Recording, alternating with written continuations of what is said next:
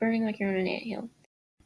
Imagine burning like you're on an anthill, scratching and feeling the burn. That's what impetigo feels like, and nobody wants any of that. My freshman year of high school, I had just joined the wrestling team and ended up with impetigo. I had no idea of all the skin infections that you could get. Not to mention, I thought my hygiene was fine, and it wasn't. Many high schoolers don't have proper hygiene and don't know how much their skin protects them from the outside world and getting infections. Wrestling coaches teaching kids and teens about hygiene could help a lot of high school athletes from getting any diseases and to stay safe and healthy. To say, wrestling coaches should require an informative session on hygiene before allowing any wrestlers to be on their team. To start, many athletes across the world get skin infections like ringworm, impetigo, etc. There's even MRSA and stuff like that can get in your bloodstream at least once a year. One person getting impetigo or ringworm can cause the whole team to get it. When one person gets a skin infection, it usually travels to more people and can make teams back out of tournaments and waste money when they don't have to, and their hygiene can be better. Some kids hide suspicious lesions from coaches and they don't tell their moms, or sometimes they do tell their moms don't tell the coaches, and that's not okay. And then it usually spreads throughout the whole team. Usually if this happens, the coaches do skin checks after practices just to make sure nobody has skin infections that they're hiding. If one person's hiding it, more people are probably hiding it. When you get a skin disease, then you have to cut days out of practice at a time just to heal from the skin disease so you don't give it to anybody else. And that sitting out can mess up a wrestler's season and give them less practice time than they normally would have during a season. In an article called Skin Infections, a Tough Opponent, Mark Laughlin says, the NCAA's injury surveillance system states that 20% of time loss injuries in wrestling are due to infections. Mark, paragraph 2. Some skin infections can be misdiagnosed or ignored if not taken care of by a professional, and they can spread really, really bad. If you get a medication or cream from a doctor and then it starts spreading more and it becomes worse, then they probably didn't give you the right thing and they probably misdiagnosed it. My freshman year, I had to keep going back to the doctor again and again, trying to figure out what I had on the side of my face. It ended up being, I ended up having to go to the dermatologist, and then they gave me the right cream and medicine to take.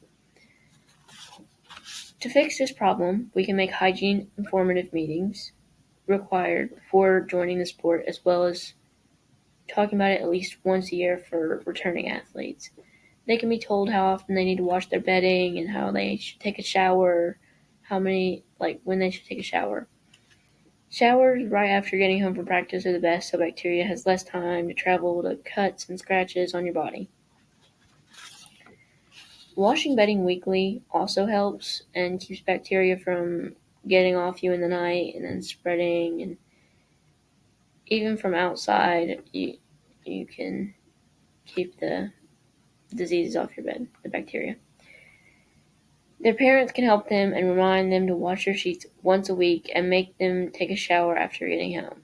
They can have different team members clean the mats in the wrestling room. Bacteria lives on the mats in hot, moist areas.